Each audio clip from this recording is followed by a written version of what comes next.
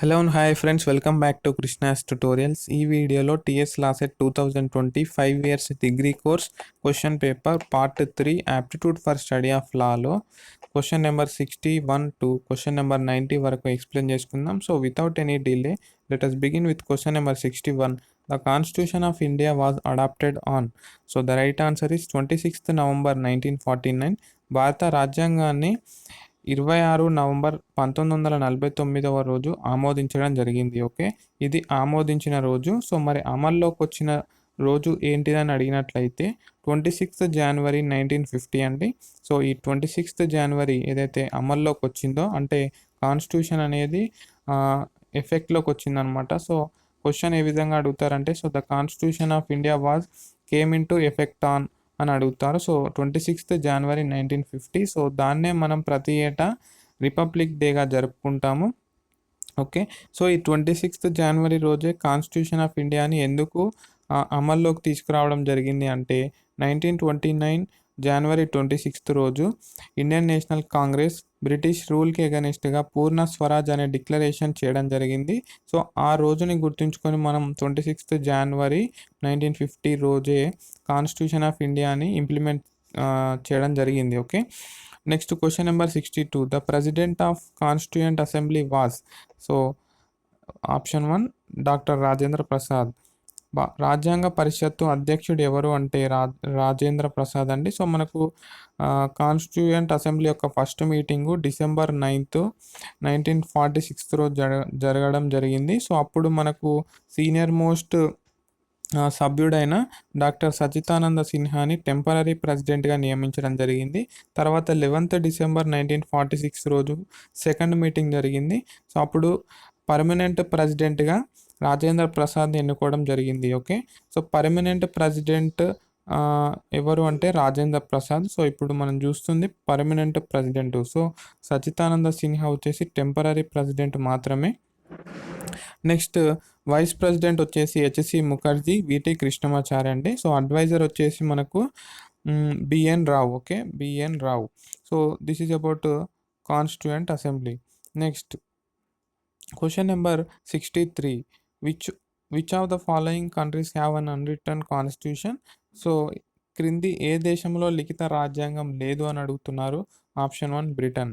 బ్రిటన్లో unwritten constitution అయితే ఉంది. అంటే సింగిల్ డాక్యుమెంట్లో కాన్స్టిట్యూషన్ అనేది ఉండదండి. అంటే అన్రిటన్ కాన్స్టిట్యూషన్నే మనం అన్కోడిఫైడ్ కాన్స్టిట్యూషన్ అని కూడా కొన్నిసార్లు అంటుంటాము. సో సింగిల్ డాక్యుమెంట్లో మనకు లేనట్లయితే దాన్ని అన్రిటన్ కాన్స్టిట్యూషన్ అంటారు. ఓకే, ఇండియా కాన్స్టిట్యూషన్ వచ్చేసి రిటన్ కాన్స్టిట్యూషన్ అండి. Okay, next question number 64. At the time of its commencement, the Constitution of India consisted of how many articles? So the right answer is option 3, 395. భారత రాజ్యాంగం ప్రారంభ సమయంలో ఎన్ని articles ఉండేవి అంటే 395, 395.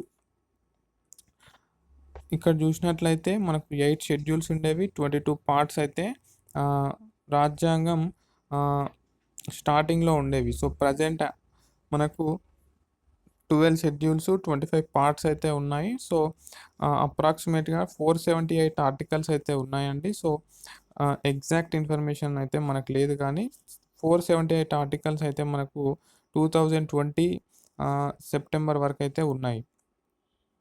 Next question number 65. At present how many languages are mentioned in the 8th schedule of the constitution of India. ప్రస్తుతం భారత రాజ్యాంగం యొక్క 8వ షెడ్యూల్లో ఎన్ని భాషలను పొందుపరిచారు. సో 22 అండి. ఓకే, 22 లాంగ్వేజెస్ అధికార భాషలు అంటాము. సో పార్ట్ 17 మనకు అధికార భాషల గురించి డీల్ చేస్తుంది, అలాగే షెడ్యూల్ 8 కూడా. ఓకే, అఫీషియల్ లాంగ్వేజెస్ గురించి పార్ట్ 17, షెడ్యూల్ 8 డీల్ చేయడం జరుగుతుంది. మొత్తం 22 అఫీషియల్ లాంగ్వేజెస్ అయితే మనకు రాజ్యాంగం గుర్తించడం జరిగింది. Next question number 66. Fundamental rights are mentioned under which part of the constitution of India. Part 3. Okay, part 3 article 12 to 35 అండి. Next question number 67. Which article of the constitution of India has laid down provisions relating to amendment of the constitution of India. So article 368 అండి. రాజ్యాంగంలోని ఏ అధికరణం రాజ్యాంగ సవరణ గురించి వివరిస్తుంది అంటే article 368. Question number 68. The words unity and integrity of the nation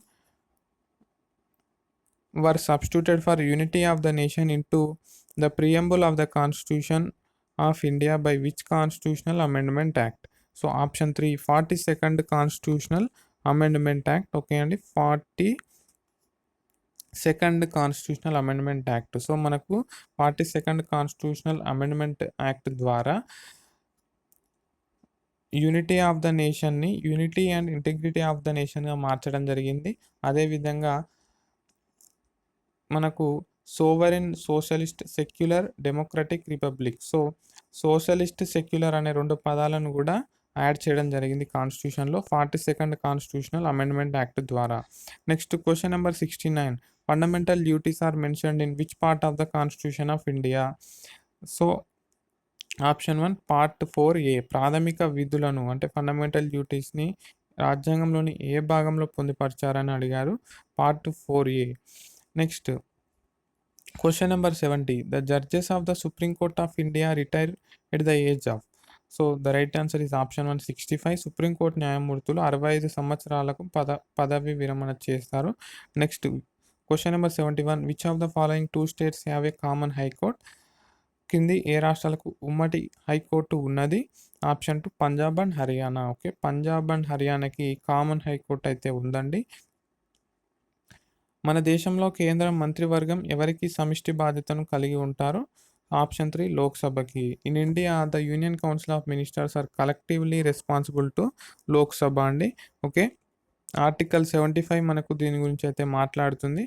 okay, council of ministers are collectively responsible for Lok Sabha అని చెప్పేసి, that is house of people. Next question number 73. No person can be employed in factories or mines unless he is above the age of? Option 2 14 years. ఏ వయసు కన్నా ఎక్కువ ఉంటేనే ఒక వ్యక్తి ఫ్యాక్టరీలలో లేదా గనులలో పని చేయడానికి అనుమతిస్తారు అంటే 14 సంవత్సరాలు. Next 74 question. The judges of high court are administered oath of the office by? Option 3 governor of the state. High court న్యాయమూర్తుల చేత ఎవరు ప్రమాణ స్వీకారం చేయిస్తారు? గవర్నర్, ఆ రాష్ట్ర governor. Question number 75. What is the minimum age for a person to be elected as a member of the upper house of the Indian parliament? So the right answer is option 3 30 years అండి. Okay, parliament ఎగువ సభకు ఎన్నిక కావడానికి కావాల్సిన కనీస వయస్సు 30 సంవత్సరాలు. Okay, అదే మనకు లోక్సభకు వచ్చేసి 25 years. ఓకే, లోక్సభకి 25 years, లోవర్ హౌస్కి 25 years ఉండాలి, అప్పర్ హౌస్కి 30 years అయితే ఉండాలి. Next question number 76. At present which state of India has highest number of Lok Sabha constituencies? ప్రస్తుతం మన దేశంలోని ఏ రాష్ట్రంలో అత్యధిక సంఖ్యలో లోక్సభ నియోజకవర్గాలు ఉన్నాయి? Uttar Pradesh. Okay, option 4. Question number 77. Who is considered as the chief architect of the constitution of India? క్రింది వారిలో ఎవరిని భారత రాజ్యాంగ ముఖ్య నిర్మాత అని పిలుస్తారు? Of course option 2 doctor B R Ambedkar, Bhimrao Ramji Ambedkar అంటాం ఫుల్గా. Next question number 78. Which one of the following is not a future of constitution of India? క్రింది వాటిలో ఏది భారత రాజ్యాంగ లక్షణం కాదు అని అడుగుతున్నారు. ప్రెసిడెన్షియల్ ఫార్మ్ ఆఫ్ గవర్నమెంట్ అండి. సో మనకు ప్రెసిడెన్షియల్ ఫార్మ్ ఆఫ్ గవర్నమెంట్ లేదు.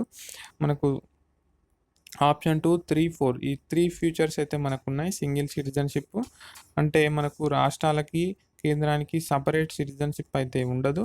దేశంలో ఉన్న ప్రతి వ్యక్తికి సింగిల్ సిటిజన్షిప్ ఉంటుంది. నెక్స్ట్ జ్యుడిషియరీ ఇండిపెండెంట్గా యాక్ట్ చేస్తుంది. నెక్స్ట్ యూనివర్సల్ అడల్ట్ ఫ్రాంచైజ్ అంటే 18 years వచ్చాయంటే ఎడ్యుకేటెడ్ ఆర్ అన్ఎడ్యుకేటెడ్ ఎవరికైనా సరే ఓట్ హక్కు అనేది ఇవ్వడం జరుగుతుంది. Question number 79. In India elections to the parliament and state legislatures are conducted by? Option 4 the election commission of India. భారతదేశంలో పార్లమెంటు మరియు రాష్ట్ర శాసనసభలకు ఎన్నికలు ఎవరు నిర్వహిస్తారంటే election commission of India. Question number 80. The method of impeachment of the president of India has been adapted from the constitution of? Option 1 USA. భారత రాష్ట్రపతిని అభిశంసించే విధానాన్ని ఏ రాజ్యాంగ స్ఫూర్తితో ప్రవేశపెట్టారు అంటే USA అండి. Next Question number 81. Article 5 to 11 of the Constitution of India had laid down the provisions relating to option 1 citizenship అండి. పౌరసత్వం గురించి భారత రాజ్యాంగంలోని 5 నుంచి 11 అధికరణాలు చెప్తాయన్నమాట. ఓకే, పౌరసత్వం గురించి. Next question number 82. Which schedule of the constitution of India deals with the disqualification of elected members of legislature on the ground of defection? So the right answer is schedule 10. ఎన్నిక కాబడిన శాసనసభ్యులు party ఫిరాయిస్తే అనర్హతను పొందే అంశాన్ని రాజ్యాంగంలోని ఏ schedule పొందుపరుస్తుంది అంటే schedule 10. Next question number 83. Who was the chief justice of India when public interest litigation PIL అంటాము was introduced to the Indian judicial system? So the right answer is P N Bhagwati, option 3. ప్రజా ప్రయోజన వ్యాజ్యంను భారత న్యాయ వ్యవస్థలో ప్రవేశపెట్టినప్పుడు భారత ప్రధాన న్యాయమూర్తిగా ఎవరున్నారంటే పిఎన్ భాగవతి ఉన్నారు. సో ఈయననే మనకు పిల్, public interest litigation plus absolute liability రెండింటిని కూడా ఇంట్రడ్యూస్ చేయడం జరిగింది. Next question number 84. A writ of mandamus can be issued by the supreme court to option 1 an official to perform public duty. అంటే mandamus అనే రిట్టును supreme court ఎవరిని ఉద్దేశించి జారీ చేయవచ్చును? ఒక అధికారికి తన ప్రజా బాధ్యతను నిర్వర్తించడానికి మనం మ్యాండమస్ అనే రిట్ని యూజ్ చేయొచ్చండి. Next question number 85. The first women judge to be appointed to the supreme court of India was? భారత సుప్రీంకోర్టులో నియమితులైన మొదటి మహిళా న్యాయమూర్తి ఎవరు? Option 2 justice M Fatima BV. Okay, justice M Fatima BV మనకు దేశంలోనే మొదటి మహిళా న్యాయమూర్తి, సుప్రీంకోర్టు యొక్క ప్రధాన న్యాయమూర్తి ఆమె. Okay, sorry, not chief justice, she's a first women judge అనమాట. Okay, next question number 86. Right to life and personal liberty have been mention under which article of the constitution of India? Article 21 అండి. జీవించు మరియు వ్యక్తిగత స్వేచ్ఛ హక్కులను రాజ్యాంగంలోని ఏ అధికరణం పొందుపరిచింది? Article 21. Question number 87. Which article of the Constitution of India has envisaged free and compulsory education for all its children between 6 to 14 years of age? రాజ్యాంగంలోని ఏ అధికరణం ప్రకారం 6 మరియు 14 సంవత్సరముల మధ్య ఉన్న పిల్లలందరికీ ఉచిత మరియు నిర్బంధ విద్యను అందించాలి? ఆర్టికల్ 21A మనకు దీని గురించి చెప్తుంది. 21A అధికరణం. ఓకే, మనకు ఆర్టికల్ 24 ఏమో బిలో 14 ఇయర్స్ ఉంటే మనం ఫ్యాక్టరీస్లో కానీ గనులలో కానీ పిల్లల్ని ఎంప్లాయ్ చేసుకోవద్దని చెప్తుంది. ఆర్టికల్ 21 ఏమో right to life and personal Liberty అని చెప్తుంది. ఆర్టికల్ 21A వచ్చేసి మనకు ఇప్పుడు చూస్తున్నాం free and compulsory education for all children between 6 to 14 years. So మీరు గుర్తుంచుకోవాలి ఆర్టికల్స్ అన్నీ కూడా. Question number 88. The national anthem of India was first Sung on at? So the right answer is 27th December 1911 in Calcutta. భారత జాతీయ గీతం ఉంది కదా, జనగణమన, దాన్ని మొట్టమొదటగా 27th December 1911 కలకత్తాలో పాడడం జరిగింది. సో దాన్ని మనకు జనగణమనని రవీంద్రనాథ్ ఠాగూర్ రచించడం జరిగింది బెంగాల్ భాషలో. తర్వాత అది అనువదించబడింది.